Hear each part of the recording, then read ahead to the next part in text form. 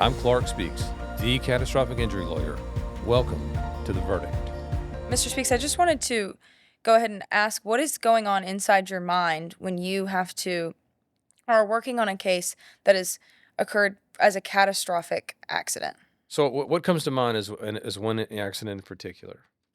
And so I get a call that something bad has happened to somebody.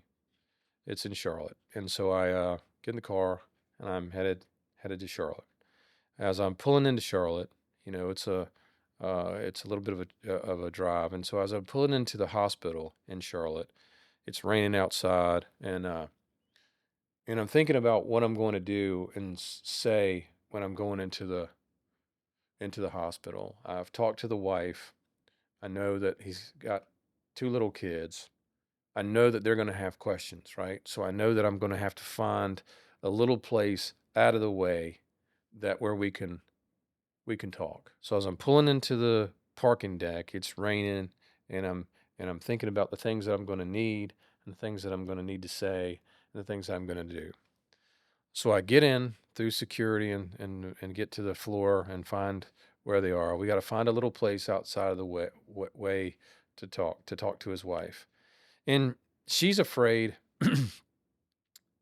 that her husband, what's going to happen, right? And and the kids are like running around because they're fearful, but they don't really know what's going on, and it's a big place, and there's lots of people running around, and they're kind of excited because it's a big building and it's in a big city and all this, and they don't really know the impact and the magnitude of what's going on. And the wife is trying to figure out, is he going to make it? And she's also figuring out, what are we going to do about rent? Like, we got a car payment on the 5th. I got to pay for Little League on the 7th. I don't have anything lined up for dinner. You know what I mean? I've got to work tomorrow. Like, there's a million things going through her mind at that point in time. Maybe she's got somebody's parents are there, a neighbor or a friend from church or something is there. And so I've got to be able to pull her aside and be able to sit down and talk to her about some really important things in a very short period of time under some pretty difficult circumstances. And so that's, what I'll do. I try to find a little place out of the way, and I got to be out of the way, right? Because there's these medical professionals that are walking around, and they mean business, right? They are there, and they all got the same look on their face. You know what I mean? And I have a great deal of respect for them, and I have worked with many of fantastic ones over the years. That they're thinking, hey, this person may die someday, but not today, not while I'm here. And so I respect that commitment and take that commitment very seriously. And so I got to find a way, an out of the way place where we can sit down and have a conversation. And in that conversation, I've got to get certain things from them. As best you know, what happened? Where did it happen? Why did it happen? Who was there? And then I'm thinking, hey, it's raining. That affects evidence. That affects my collection of evidence, you know, and that affects the preservation of evidence. If there's tire tracks, if there's footprints, if there are witnesses move, witnesses forget, witnesses, so all these things are kind of going on at the same time. So we have a very specific process that we'll go through, and then the wife wants me to tell her, hey, it's going to be okay, right? Everything's going to be okay, and I want to tell her everything's okay, right? And really, the reason that I want to be able to tell her everything is okay is because this is what I think God put me on the earth to do, right? Some people are good at singing or sports or whatever, and this is what I'm supposed to do, is to help injured people recover physically, financially, and emotionally. And so I want to be able to tell her, yes, I can serve my purpose. I can fulfill my purpose, and I got it. I got you. I can't tell her that yet, right? I don't know what happened. I don't know whose fault it was. I don't know if if there is enough insurance to cover these things, because medical care, people hear these, they hear a verdict on TV. So and so got $20 million or $30 million or $10 million or whatever, And a lot of times when they hear that, they think, "What a crock," you know? That's the justice system gone wild, and people are just, ridiculous, and this is why you can't trust people. I can't tell you how wrong that is. Out of whatever money that and the only way to get that kind of money for an injury is somebody has to be hurt very, very, very badly. You would not trade places with the person who has that kind of recovery. You wouldn't do it, not for any amount of money in the world. They have experienced an injury, a loss of a magnitude that's hard for most of us to get our head around. And they will likely have ongoing medical bills and lost wages. The only way to get that is to have lost that in the first place, right? And so, well, you think, well, this person didn't have $20 million or $30 million or $10 million. No, they didn't. But they had the use of their body, and they didn't need additional medical expenses. And now, like, it's hard, it would be hard for people to understand how expensive medical care is, especially comprehensive in-house medical care. If you go to the emergency room for a couple of hours, what, the bill's $5,000, $10,000? You have to live with that kind of care around the clock. The magnitude, the amount of that, how much that medical care costs is staggering. It's absolutely staggering.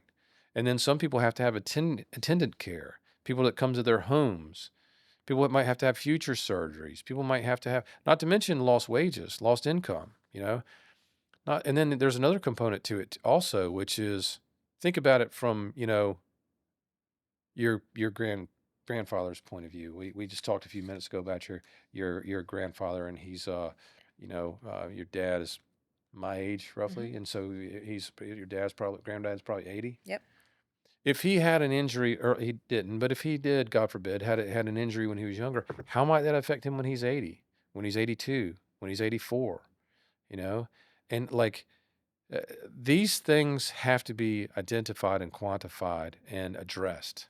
And if there's an insurance policy that's sufficient to offset that loss, then we have to be able to access it, which means for me that while I'm having this conversation, I've got to be thinking about, okay, what experts am I going to need? Right? Because in order to get somebody compensated for a catastrophic injury, you have to have liability, damage, and coverage. Right? Liability was somebody else's fault, unless they were hurt at work, and then they got to be hurt at work. Right? Insurance coverage, you have to have an insurance policy, and that insurance policy has to be large enough, big enough to cover the damages, right? So if somebody is killed or paralyzed and all the insurance is $30,000, the state minimum in North Carolina would be 50 in a couple of months or at the end of the year. That is all there is sometimes. A lot of times we can go out and find additional policies, but sometimes we can't. And that's all there is. So then our job becomes very different. But if there is sufficient coverage, then it becomes, okay, how do we access this coverage to help this family? And then that becomes, how do we build this case?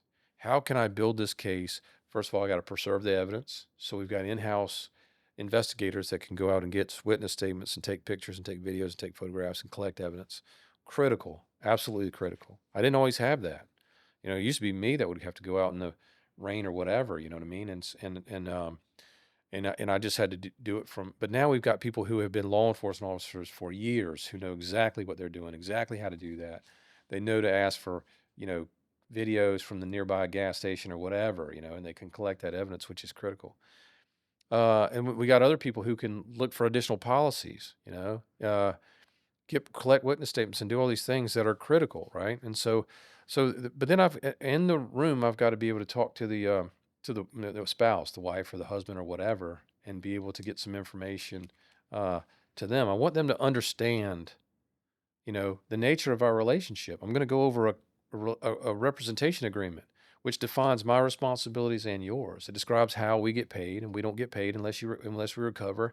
And then if we do recover, how we get paid and what that percentage is. And it's standard in the industry, but it's still something that you've got to understand. And I've got to make you understand it, even though you're in a hospital worried about your spouse or your loved one who may not, who in this case, we both know the kids are running around playing tag and goofing off. They don't know this, but dad's not coming home. This is a catastrophic situation. And if he, or maybe he's coming home, but he's not coming home the same way that he left. This is a life-changing injury. And then I've also got to think about it from this perspective, because who I represent at that point in time is going to be the injured person in the hospital bed, you know, who I haven't even talked to yet. And I may not be able to talk to them right now. But that person might be different, might have different interests from the person from the spouse that I'm talking to now. Some spouses, if there's a permanent life-changing injury, disfiguring injury, permanent, paralysis, something like that, they might not be there in a year. They might not be there in 2 years. They might not be here in 4 years. So all those things are coming into play during this very early on conversation. And I've got to be able to keep my eye on all these balls and focus on what my job is, which is to be able to make sure that she understands or he understands what my role is and what their responsibilities are. And then I've got to be able to go through the process of collecting all the evidence that's going to be necessary to tell the story of this loss to this family and what it means to them in their future. Thanks for joining us. Don't forget to subscribe and follow us to stay up to date with our weekly episodes. We'll see you next time.